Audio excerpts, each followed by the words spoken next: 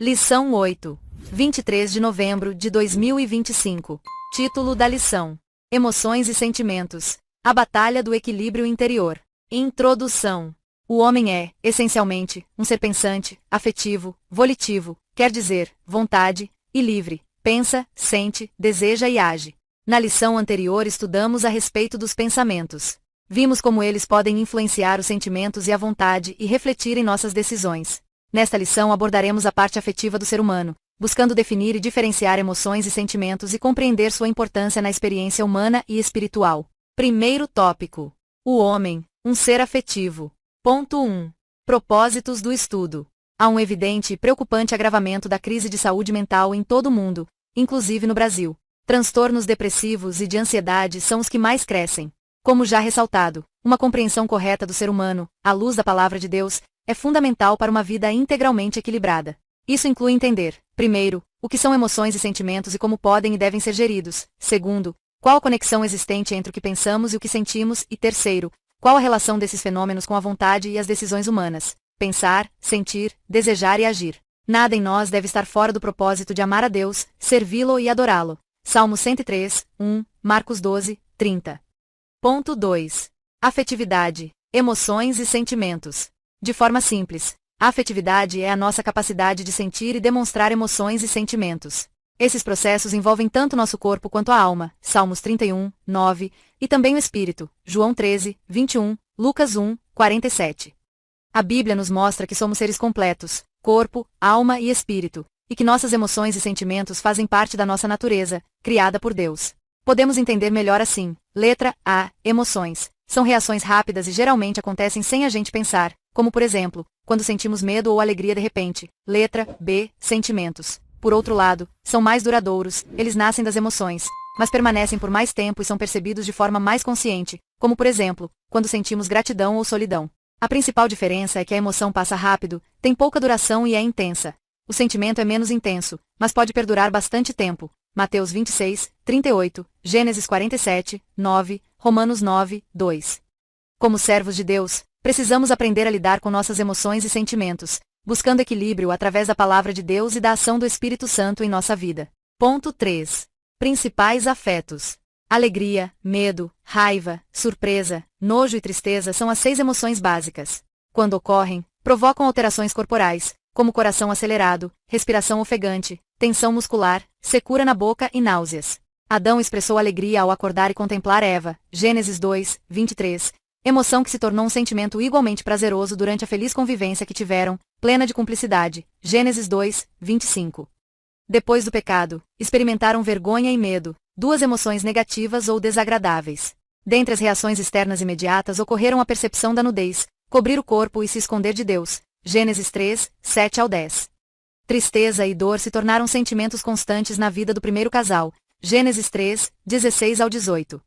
A tragédia da expulsão do Éden certamente lhes causou profunda frustração e angústia, Gênesis 3, 23. Ponto 4. Inveja, ira e ódio. Em Caim também se observa a presença de emoção e sentimento. Sua ira em relação a Abel ficou estampada em seu rosto, um claro exemplo de reação fisiológica, Gênesis 4, 6.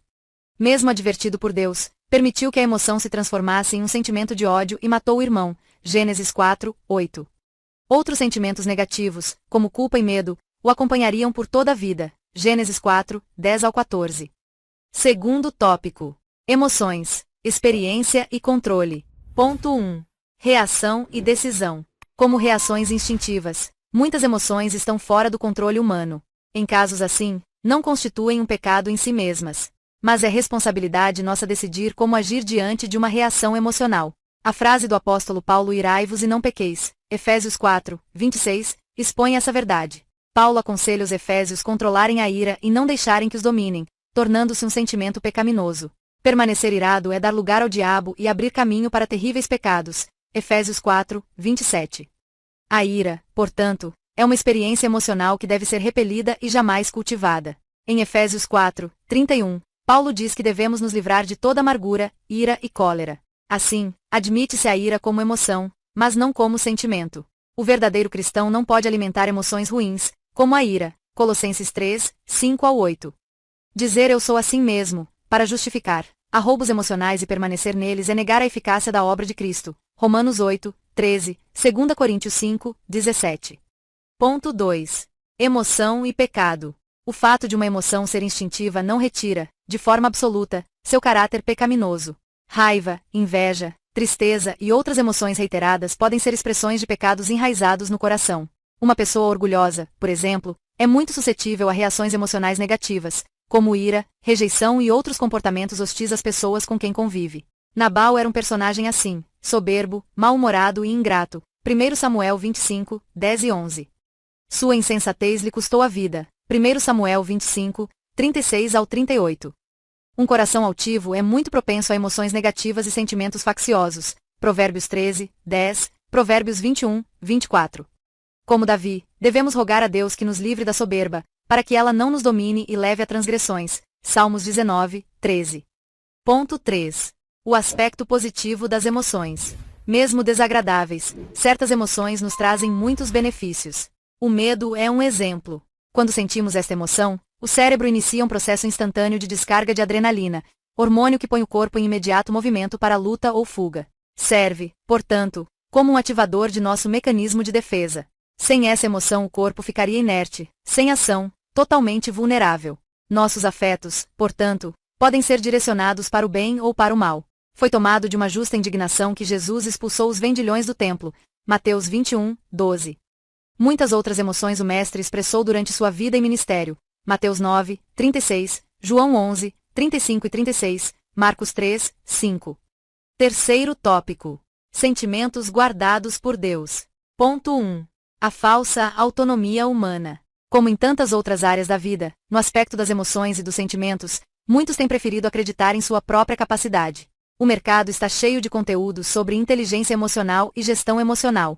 São diversas as técnicas com as quais se promete o reconhecimento, a compreensão e o controle não somente das próprias emoções, mas também das dos outros.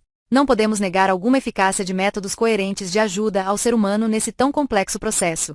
Todavia, é enganoso e perigoso acreditar no fantástico controle que alguns mestres das emoções prometem. Não raro se surpreendem com seus próprios fracassos, na inglória empreitada de serem emocionalmente invencíveis. Jeremias 17, 5 e 9. Ponto 2. Obediência, humildade e oração. Em Filipenses 4, 7, Paulo se refere ao processo sobrenatural de guarda de nossos corações e sentimentos, que ocorre através da paz de Deus, que excede todo o entendimento. Mas isso somente acontece quando vivemos em abnegação, obediência e humildade, no modelo de Cristo. Filipenses 2, 3 a 8. O apóstolo exorta os crentes de Filipos a terem o mesmo amor, o mesmo ânimo e o mesmo sentimento, renunciando os interesses pessoais. Filipenses 2, 2 ao 4. Quando há esta disposição interior e uma permanente confiança no cuidado divino, demonstrada através de orações e súplicas e um coração agradecido, cumpre-se o que o apóstolo Paulo anuncia no versículo 7. A paz de Deus guarda nossos corações e sentimentos em Cristo Jesus. Filipenses 4, 7. Conclusão. Não somos nós, com nossa própria capacidade, que dominaremos nossas emoções e sentimentos, mas sim o próprio Deus, se vivermos em humildade e fé, sob o domínio do Espírito. Gálatas 5, 22.